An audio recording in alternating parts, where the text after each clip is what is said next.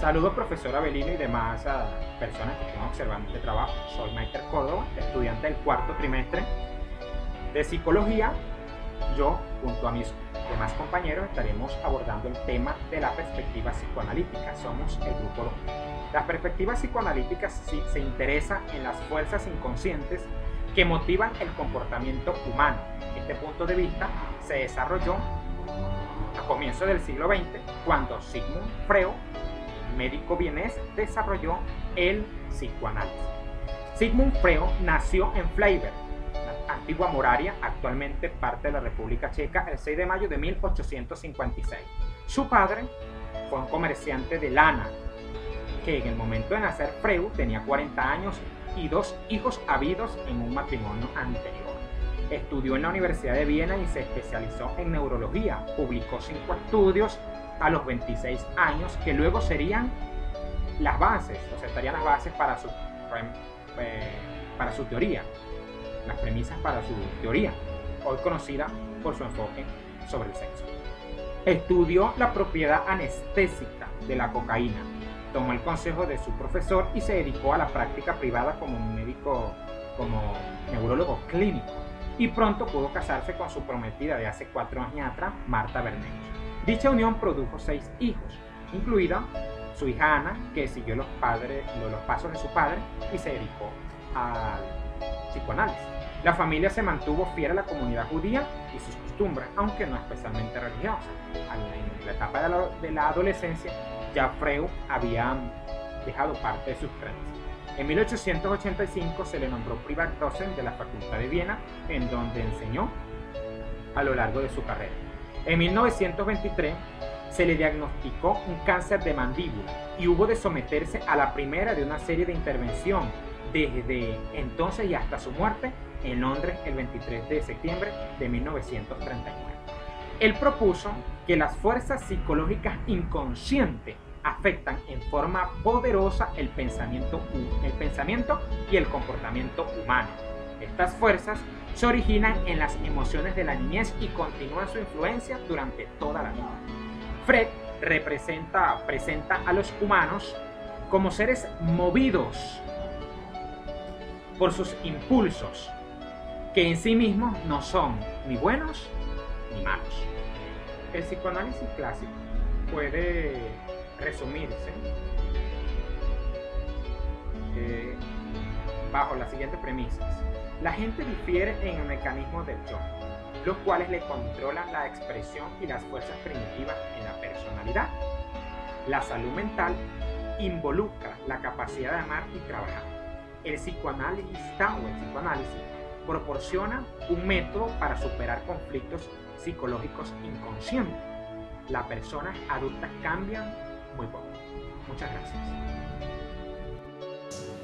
Mi nombre es Adrián García, pertenezco al grupo 2 y estamos hablando de la perspectiva del psicoanálisis. Como sabemos, uno de los grandes luminarios, que es Freud, Sigmund Freud, fue el creador del psicoanálisis. Cuando él se da cuenta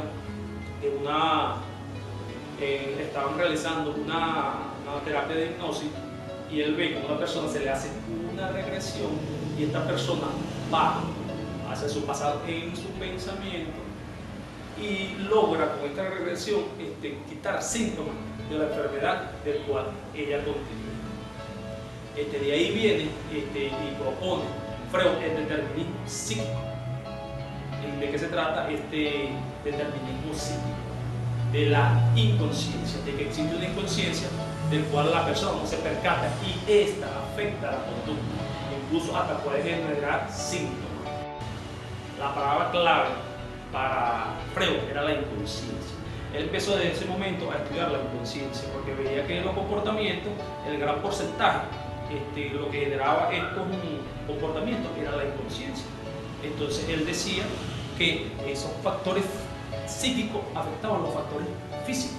En este caso desde las neuronas, no como se estaba en ese tiempo, que era el movimiento de las neuronas generaba los pensamientos. Entonces él empezó a indagar en esos aspectos, en esos valores, en esa inconsciencia. Entonces él jerarquizó unos niveles de conciencia, donde está la conciencia, la preconsciencia y la inconsciencia. Esta conciencia es la que genera los pensamientos, la que vive la hora, la realidad. Está la preconciencia, que están en los pensamientos que no los tienen en el momento, pero después vienen, después llegan, y está esa inconsciencia, donde los pensamientos no están al alcance de esa conciencia, simplemente ellos están como restringidos, bloqueados, porque la persona no accede a ellos porque eso les genera angustia, les genera dolor, entonces los mantiene en ese sector de esa inconsciencia bloqueada. Ellos existen, pero la persona no sabe, no se da cuenta que ellos existen. ¿Okay? Entonces esta motivación se genera, la desarrolla Freud a través de la parte sexual. Dice que la motivación de estas cuestiones inconscientes viene a través de la parte sexual y que ellas están acumuladas ahí porque se encuentran reprimidas, sea por la sociedad o sea por ese conocimiento o esa perspectiva que tiene la persona de lo debido o de lo indebido. Dos de los métodos más utilizados por Freud para la intervención de las personas era la hipnosis y el análisis de los sueños. La hipnosis es una manera de sugestionar a la persona para generar un trance y sugerirle la manera como enfocar su pensamiento. Entonces esto a él le daba resultados. ¿Por qué le daba resultados? Porque lograba acceder a esos recuerdos y ponerlos de una manera más placentera, lo que le disminuía la atención a esas personas y esos síntomas que ellos padecían se disminuían. Otro de los métodos que usaba Freud eran los sueños, y que él decía que era el más seguro y el más fácil de hacer, ya que él planteaba que estos sueños estaban codificados de alguna manera y eran simbólicos. Entonces, analizando estos sueños se podía llegar a ese inconsciente, qué es lo que la persona quería, qué es lo que la persona deseaba, qué es lo que la persona temía. Entonces esto se evaluaba y se le decía a la persona que ni por allá tenía ese conocimiento de que esos pensamientos los tenían ellos en su recuerdo. Freud, nuestro amigo Freud, determina que el origen de este inconsciente se genera a temprana edad, en la niñez, con la represión de ciertos eventos al niño, cosas que le caen mal, malos recuerdos, cuando tuvo dolor, cuando tuvo represión, cuando no pudo ejecutar esas cosas que instintivamente le nacían. Y ahí él propone que de ahí viene ese sistema, esa inconsciencia, esa parte de la estructura de la personalidad. Él determina, por supuesto, una estructura de la personalidad y la divide en tres partes: en el ego, el yo y el superyo. ¿Qué función jugaba cada uno de ellos? El ello, es decir, esa parte impulsiva, esa parte biológica, esa parte de la inconsciencia. Y tenemos el superyo, que es esa parte de reglas, leyes sociales, familiares.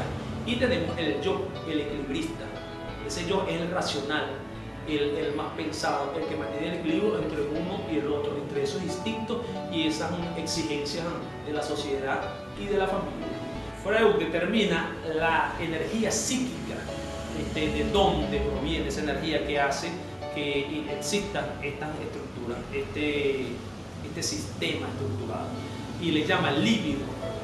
Él se encuentra contenido en el ello, que es esa parte instintiva, esa energía psíquica que se encuentra ahí. Él dice que esta energía es sexual y se maneja en base al placer. Este placer da movilidad y la represión genera inmovilidad. Entonces la gente se mueve hacia aquellas cosas que les da placer, aquellas cosas que les piden los instintos. ¿Okay? Entonces las características de estos instintos, él dice que son 4 características fundamentales. Entre ellas se encuentra la primera, la fuente, de dónde viene, es un proceso biológico, se encuentra en los órganos. Él establece después cuáles son los órganos, de qué manera. Eso lo vamos a ver con los compañeros de subsiguientes. ¿Okay? El ímpetu es la motivación, ¿qué motiva? Entonces él ya predisponía que era la parte sexual, ¿qué motivaba que esa energía se moviera? ¿Hacia dónde se movía? ¿Cuál era la finalidad? Buscar el equilibrio. Como toda energía, siempre energía existe cuando hay diferencia, y para que esta diferencia se deje esta increíble presión que genera en las personas, en los individuos, se busca el equilibrio, y eso busca esa fuerza del líbido. también entre estas 4 características también estaba el objeto, que él decía que la persona le transfería a un objeto esa energía del líbido para conseguir placer con ella. En este caso tenemos un ejemplo de los artículos sexuales muy común utilizados en algunas sociedades. También desarrolló Freud el proceso primario. Él le llama proceso primario a cómo se manejaba esta estructura, qué le tocaba a qué cosa, qué le tocaba al ello, qué le tocaba al yo, qué le tocaba al superior. Él ponía al ello como primario por ser esa fuente de energía, esa fuente vigorosa. Esto se encuentra en los órganos. Este ello es instintivo totalmente, no maneja el tiempo, él simplemente vive su presente, porque es instintivo, no le importa el pasado, no le importa el futuro, él vive totalmente en su presente. El yo, el racional, el de segundo orden, el secundario, el que ve más lo real, el que mantiene el orden, el que genera la unidad entre el ello y el super yo. El super yo es el terciario, el que respeta las reglas, familiares, las reglas de la sociedad. Entonces tenemos ese super yo, que es el que genera la unidad. Cuando él no genera la unidad, cuando él no genera este equilibrio entre estas 3 estructuras, provienen las enfermedades psicológicas, psicóticas. ¿Okay? Y este yo no se desarrolla a temprana edad, como es el ello y el super yo. Él se desarrolla ya en la madurez, cuando viene ese sentido de equidad, de equilibrio entre la estructura mental, entre cuando el cuerpo hace correctamente lo debido, respeta las leyes sociales, se gana la jerarquía en el sistema social y se controla hasta un determinado punto los instintos sin matar esa energía vigorosa. A continuación, seguiremos hablando un poco más de Freud con los compañeros a continuación para seguir desenvolviendo todas estas características que pertenecen a la perspectiva de la personalidad desde un punto de vista psicoanalítico con el padre del psicoanálisis, que es Freud. El ello, el yo y el superyo no siempre coexisten de forma pacífica. Por un lado, el ello demanda la satisfacción inmediata de los impulsos y por el otro, el superyo amenaza con la culpa si se intenta satisfacerlos de forma placentera. Por tanto, existe un conflicto entre sí. El yo intenta reprimir los impulsos inaceptables, sin embargo no siempre tiene éxito. Estos impulsos tienen energía y esta energía siempre está tratando de hacerlos volver a la conciencia. Freud entendió esto a través de la hipótesis de la energía. La fuerza del material reprimido no debe ceder a la fuerza de represión, porque entonces esta fracasa y el material se hace consciente. Tras más energía se invierte en la represión, menos capacidad hay para lidiar con la situación o la realidad actual. Cuando el yo fracasa en mantener la personalidad integrada y adaptarse a la realidad, surge la ansiedad. En el psicoanálisis se definen 3 tipos de ansiedad. La ansiedad neurótica, que señala la posibilidad o la amenaza de que los impulsos inaceptables no puedan ser reprimidos y sean expresados. La ansiedad moral, que es el sentimiento, de la culpa que puede venir por parte del superyo, y la ansiedad de la realidad, que es el temor por una amenaza que sea real, que nos afecte de forma real. Ante todo esto, el yo se vale de mecanismos para intentar reprimir los impulsos, ya que todo mecanismo comienza la represión. Sin embargo, como requiere tanta energía, el yo desarrolla otros mecanismos para disfrazar estos impulsos de manera que pueda evitar la represalia del superyo. Estos mecanismos van desde los más primitivos hasta los más maduros, que vamos desarrollando y sustituyendo conforme vamos avanzando en un desarrollo normal. Uno de los más primitivos es la negación. Este consiste en no reconocer aspectos negativos de uno mismo o de la realidad.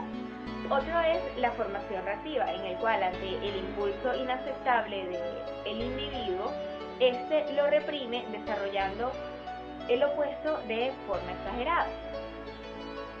El mecanismo de la proyección es que el impulso que el individuo no puede aceptar lo exterioriza proyectándolo en otra persona, o sea, como si no fuera suyo, sino de alguien más. Uno afín a este es el desplazamiento, sin embargo, es más maduro, ya que el impulso es reconocido de forma adecuada como perteneciente a la persona. Sin embargo, lo que se distorsiona es el objeto al cual va dirigido el impulso.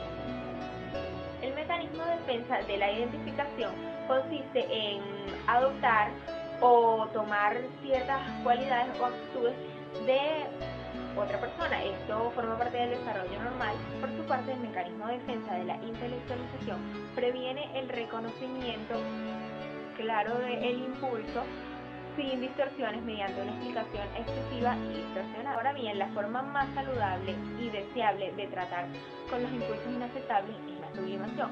Esto ocurre cuando se encuentra una finalidad y un objeto socialmente aceptado para expresar un impulso inaceptable.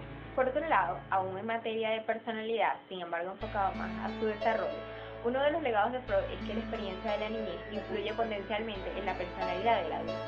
El desarrollo de la personalidad involucra una serie de conflictos entre el individuo que quiere satisfacer sus impulsos instintivos y el mundo social, el cual restringe esa satisfacción. Y a través del desarrollo, el individuo encuentra maneras de obtener tanto placer a pesar de las restricciones de la sociedad. Y eso es lo que constituye las estrategias de la personalidad. Freud propuso que las membranas mucosas del cuerpo podrían ser la fuente física de los impulsos de ellos. Estas zonas son las responsables en gran medida de la sensación y pueden estar asociadas con el aumento o reducción de la atención dada por los impulsos.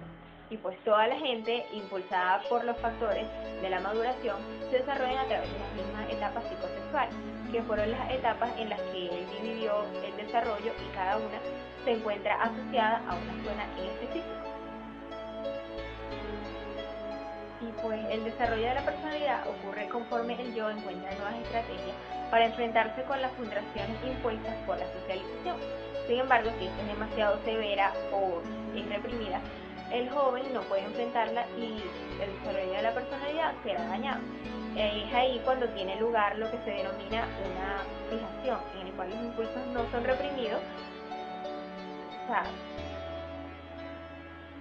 en el cual los impulsos son reprimidos en lugar de ser liberados. Por lo tanto, se van a manifestar en la adultez a manera de síntesis. La primera fase en la que Freud dividió el desarrollo se denomina fase oral, que va desde el nacimiento hasta los 12 meses, denominada así dado que la zona de placer es la boca, dada la necesidad del individuo de ser alimentado. Cuando se demanda en la adultez a manera de síntesis. La primera fase en la que Freud dividió el desarrollo se denomina fase oral, que va desde el nacimiento hasta los 12 meses, denominada así dado que la zona de placer es la boca, dada la necesidad del individuo de ser alimentado. Cuando se demanda ser alimentado, su madre lo amamanta. Y pues el conflicto acá vendría dado por el retardo de la alimentación, asimismo por el destete. La fijación en esta etapa está asociada a caracteres con rasgos de pasivismo, dependencia y optimismo. Sin embargo, estas características no son algo exclusivo de la fijación en esta etapa. Más adelante, del primer año a los 3 años, sucede la fase anal, llamada así porque la zona de placer es el ano, dada la habilidad del niño, la habilidad que descubre de que puede controlar sus movimientos intestinales. Y el conflicto acá está asociado con la demanda social del entrenamiento para ir al baño. Por tanto, la fijación en esta etapa se asocia con temas de control, de retención y de liberación. Más adelante, ya a partir de los 3 años y más allá, viene en el individuo lo que es la fase fálica, donde la zona de placer pasa a ser la zona genital. Y por razones obvias, el hombre y la mujer siguen caminos distintos durante esta etapa. En el caso de los niños, lo que se desarrolla es el llamado complejo de Edipo, que de acuerdo con Freud el niño quiere matar a su padre y reemplazarlo como la pareja sexual de su padre. Sin embargo, siente miedo de que si éste sabe sus deseos, lo va a castigar con la castración. En el desarrollo normal, la ansiedad de castración es reprimida. Asimismo, en una resolución sana del conflicto, el niño abandona su fantasía de reemplazar a su papá y en su lugar decide convertirse en él, o sea, decide ser como él. Mediante esto, el niño logra dos desarrollos importantes, que es la internalización de la conciencia o del superyo y un modelamiento apropiado de acuerdo con su sexo masculino. Ahora, en la niña, el conflicto desarrollado es el conflicto de Electra. Y pues también desarrolla la atracción sexual hacia el padre del sexo opuesto y cierta aversión hacia, pues en este caso, la madre, ya que pues ella al no tener pene cree que ha sido castrada y desarrolla la envidia del pene y siente cierto resentimiento hacia su madre porque considera que no fue capaz de protegerla de la castración. Freud lista 3 posibles resultados de este conflicto, que son la inhibición sexual o neurosis, el complejo de masculinidad y la feminidad normal. Para él, la feminidad normal es cuando, o sea, la mujer acepta el papel de esposa y madre y desarrolla rasgos normales femeninos como la pasividad y el masoquismo. Sin embargo, esta es una aseveración que en la actualidad es rechazada y que a su vez deja ver la influencia que tuvo el contexto social de la época en el desarrollo de la teoría. Esta es en el psicoanálisis clásico la fase que complementa pues el desarrollo principal de la personalidad, ya que según Freud, esta se forma principalmente durante estas 3 primeras fases, que es cuando se establecen los mecanismos básicos del yo para lidiar con los impulsos libidinales. Y pues acá es donde se producen las fijaciones y mientras más temprana sea, pues más serio va a ser el síntoma resultante que luego se va a proyectar en la adultez. Y bueno, a medida que transcurre la niñez media, ya el individuo pasa a la fase de latencia, que es una fase de relativa calma de los impulsos sexuales. Por lo tanto, el modelo de Freud no ofrece mucha información acerca de esta fase, ya que está basado pues en la tensión libidinal. Ahora, la última fase ya sería la fase genital, que comienza en la pubertad. Y el carácter genital, o sea, es el ideal del completo desarrollo. El adulto genital ha evitado o ha resuelto todos los conflictos, por tanto, ha superado todas las posibles fijaciones y no tiene conflictos significativos preedípicos, disfruta de una sexualidad satisfactoria y le interesa la satisfacción de la pareja en el amor, evitando el narcisismo egoísta. Al mismo tiempo, la energía sublimada está disponible para el trabajo, lo cual produce gozo. Tratamiento psicoanalítico. La teoría psicoanalítica de Sigmund Freud propone que el comportamiento es causado por diversas fuerzas psicológicas que, de acuerdo al determinismo psíquico, determinan la personalidad. Las fuerzas inconscientes con frecuencia superan al inconsciente, produciendo en el ser humano síntomas de neurosis, errores comunes y sueño. La personalidad, en consecuencia, se desarrolla con 3 elementos fundamentales: el ello, el yo y el superyo. Estas son las estructuras fundamentales de la personalidad. Sin embargo, esta es formada en su mayor parte por 5 fases que son fundamentales para su crecimiento, que son la fase oral, la fase anal, la fase fálica y la fase de latencia. Cabe destacar que aun cuando muchos psicoanalistas comparten la creencia de este autor, es decir, de Sigmund Freud, de que las observaciones del tratamiento psicoanalítico proporcionan una evidencia suficiente para fundamentar esta teoría, no es menos cierto que otros autores proponen la verificación empírica para tratar de determinar realmente cuáles son las etapas que marcan una tendencia en el desarrollo de la personalidad del ser humano. Freud propone una idea de excavar. Él lo que trata es de buscar el origen, lo que produce cierto comportamiento para estudiar la personalidad. Él va desde el antes hasta el ahora. Él busca el origen para poder estudiar realmente qué es la personalidad, estudiándolo bajo las 5 estructuras mencionadas supra con los 3 elementos que él plantea: el ello, el yo y el superyo.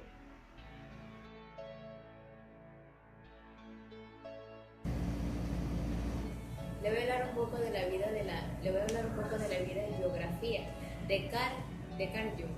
Él nació en julio de 1875 y fallece en 1961. Fue hijo de padres alemanes, su familia fue religiosa, fue un niño con una etapa muy tranquila, un poco sencilla, pero él no tuvo un gran compartimiento con su familia, sea hermanas o hermanas. Más adelante, fue un joven que fue un médico psiquiatra, fue psicólogo y fue ensayista. Basado en sus grandes conocimientos, vemos que la psicología analítica fue conocida como compleja y profunda. La estructura de la personalidad, como todo psicólogo psicoanalista tuvo que reconocer que la personalidad trae una importancia entre la inconsciente e inconsciente. La sinopsis de la teoría de Jung. La diferencia entre los individuos interiores, exteriores, a lo largo de la vida. Las 4 etapas de la psicología, sean pensamientos, sensaciones o instituciones. La adaptación 1 se encuentra la adaptación del sujeto, procesos conectivos, sociedad, procesos biológicos, población, desarrollo de niñez y adultez. Cuando hablamos del individuo, se refiere a que él se basaba, Carl Jung se basaba a que iba hacia el futuro, y Freud se dedicaba más adelante desde la niñez, dando a que los grandes conocimientos fueron ya sea en la Freud pensó que él se dedicó hacia el pensamiento y imaginación. Luego Freud fue viendo el conocimiento más avanzado, y Carl Jung, para no un poco darle la razón a Freud, él tuvo que ver hasta con el lenguaje, tanto el pensar, el hablar de la persona, de manera a que no solamente se dedicaron a ver cómo el pasado de la persona, las actitudes, sino en torno, en sus pensamientos, en sus sueños, en manera de la individualidad que cada persona tenía. El yo se refiere ya Jung en 1959 pero describió que como el aspecto personalidad es principalmente en la conciencia, ya que el yo es cuando una persona va hacia querer ser realmente una meta. ¿Cuál es la meta? Ser, basado a estos momentos, yo por el que entiendo que es el yo, voy a ser alguien en el futuro, una meta, una profesión, una carrera, un logro del yo, sin importar lo que piensen los demás, sino va al frente, va directo al que es el yo de la persona. Son las personalidades cuando una persona está de acuerdo a los grupos de una sociedad que tanto se integra y se desintegra en una persona. Hay personas que se integran fácil en los grupos, comparten, tienen personalidades, actitudes, carisma. Otras no, son personas un poco más calladas, sumisas, tranquilas, y otras más alegres y otras más tristes, otras más sencillas, y así a medida que pasa la actitud de cada persona. Cuando hablamos de la sombra viene siendo, no solamente viene desde la niñez. ¿Por qué? Porque los modelos son los padres. Cuando un niño tiene modelo como padre, un padre superhéroe, el padre o la madre es la que sale a flote como una madre modelo, un padre modelo. Cuando una persona es frustrada, se cohíbe, sea por maltrato o sea por énfasis, el énfasis entre ellos mismos, pues la persona siempre esconde un dolor, una sombra, el esconderse del pensar, del hablar, y ahí dentro de él hay cierta maldad en el ser humano. La proyección de la sombra, cuando hablamos o entendemos, cuando vemos o un niño o una niña sueña. Cuando la niña sueña, es cuando sueña sea con otra niña, cuando sueña no, que vienen atrás de ellos, o porque un sueño feo, o porque típico una prueba viene atrás de ellos. Es porque una persona lo está controlando. Cuando el niño sueña, ya vienen sueños masculinos. Igualmente sean sueños de imágenes, palabras, porque lo han ofendido, porque lo han maltratado, o es porque es muy cohibido en el ámbito, ya sea en su escuela, ya sea en el liceo, que se está formando. La sombra es también, hay personas que son personas hasta psicópatas, de acuerdo, vemos que son personas frustradas, son llenas de maldad, llenas de odio, de rencor, de frialdad, de actitudes, que aparentan ser una persona, pero por dentro son otra. Se ocultan del yo, de la imagen, porque son de acuerdo a las figuras o materias o personas deforman el concepto de sí mismo de él, porque no ha encontrado el sí mismo, cuál es el soy, el yo, porque se esconden bajo una sombra. La teoría de Carl Jung se enfocaba en la conciencia y lo que es la conciencia, el inconsciente colectivo. Entre Freud y él hubo una pequeña controversia. Sin embargo, ahorita nos vamos a enfocar en lo que es Carl Jung. La conciencia está basada en lo que son los pensamientos, percepciones y emociones que tenemos todos los seres humanos. El inconsciente es a través de los miedos, motivos sexuales, pulsaciones y necesidades inmorales que tenemos. Ambos pertenecen a la memoria. Sin embargo, la inconsciencia se dice que es una localización psíquica de la mente, que no está ubicada en la parte de nuestro cerebro, sino que sabemos que está allí debido al reflejo de cada conducta que expresa cada ser humano, igual que su comportamiento. También se dice que se manifiesta a través de los actos fallidos, los sueños, los chistes y las neurosis. El inconsciente colectivo que tanto dio a conocer Freud parte a través de lo que es la modernidad.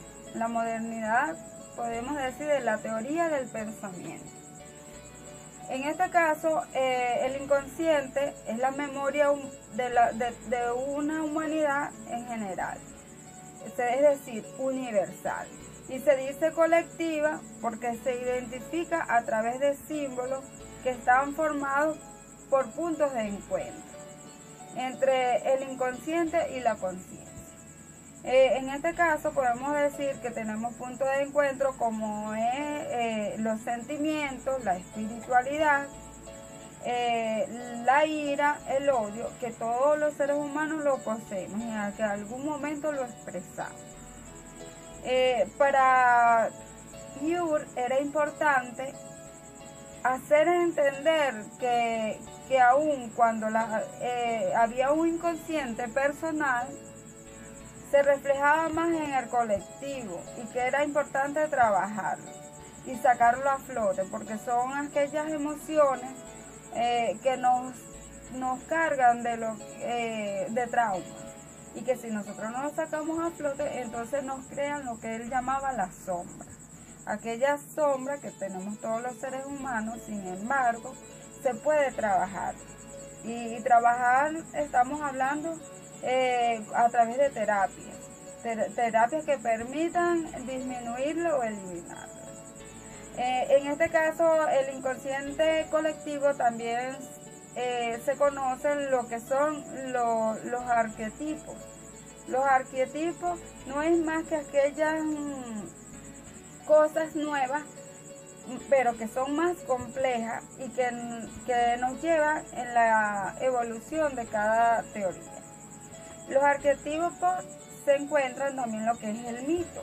El mito son aquellos mitos que nosotros nos creamos y lo que son los sueños.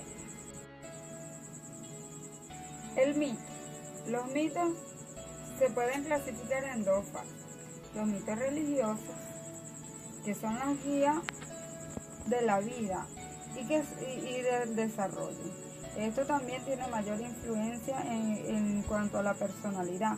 También se puede decir que culturalmente nosotros vamos enfocados o nacemos por influencia de nuestros padres. Y lo que son los mitos modernos. Se consideran modernos porque son los cambios sociales y tecnológicos que se van dando día a día.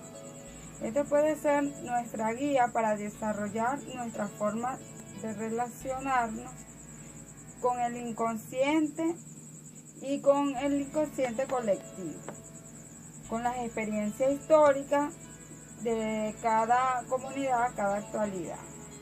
En cuanto a los sueños ya habíamos expresado que son los miedos y represiones que tiene cada individuo y que son interpretados para poder aplicar una terapia.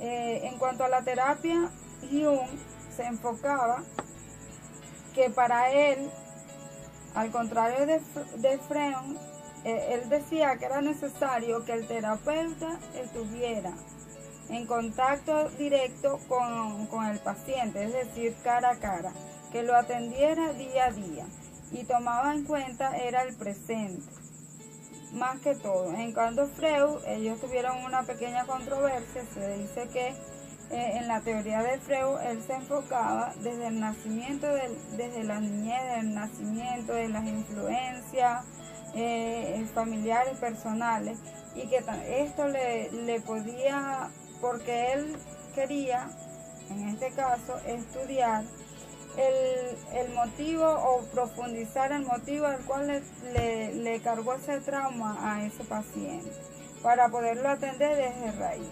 Y en el caso de Jung, él se basaba, era en el momento dado iba trabajando ese conflicto, ese trauma que presentaba el paciente. Sin embargo, en este momento podemos decir que como conocemos que toda ciencia va avanzando, en el caso de Jung nos ha hecho muchos aportes y se han tomado en cuenta.